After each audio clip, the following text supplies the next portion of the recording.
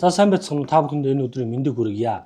За зарим арилжаачид ялангуяа шинээр орж буй арилжаачдын сонирхдаг зүйл юу вэ гэхээр яагаад нэгд өдөр график тасарч орж ирд юм бэ? Үүний шалтгаан юу юм бэ гэдэг зүйлийг асуудаг. Тэгээ энэ тал дээр би та бүхэндээ бяцхан тайлбар өгье. За арилжааны хувьд аваад үзэх юм бол ажлын 5 хоног 24 цаг ажилладаг гэж үздэг. Хагас бүтцээнд амардаг гэж үздэг. Гэтэл яг дэлхийн зах зээл дээр хагас бүтцээнд ч гэсэн арилжаа явагддаг. Энэ хагас бүтцээний арилжааг OTC market гэж нэрлэдэг. За OTC market гэдэг нь биднийхаар бол биржийн бус зах зээлийн арилжаа.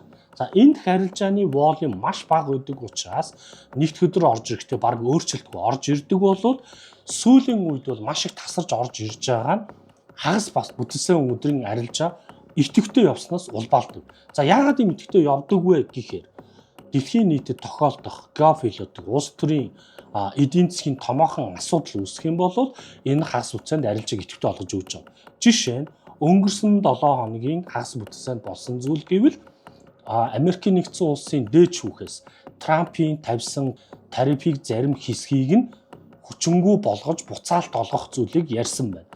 Эсвэргээрээ Трамп бусад улсуудад өгж байсан хамгийн доод босго 10% тарифыг 15% болгоно гэдэг мэдээллийг хагасанд хийсний улмаас олж алтан дээр тасралттай график үсэж орж ирж байгаа. Тэгвэл сүүлийн үед Дональд Трамптай холбоотойгоор Дональд Трампын шийдвэрүүд хагас бүтцийн өдөр илбэг гардаг учраас тасрах буюу график хөдөлгөөн орж ирэх магадaltaй гэж тооцож, эрсдэлтэй тооцож бас та нар арилжаа хийх хэрэгтэй шүү гэж зөвлөе.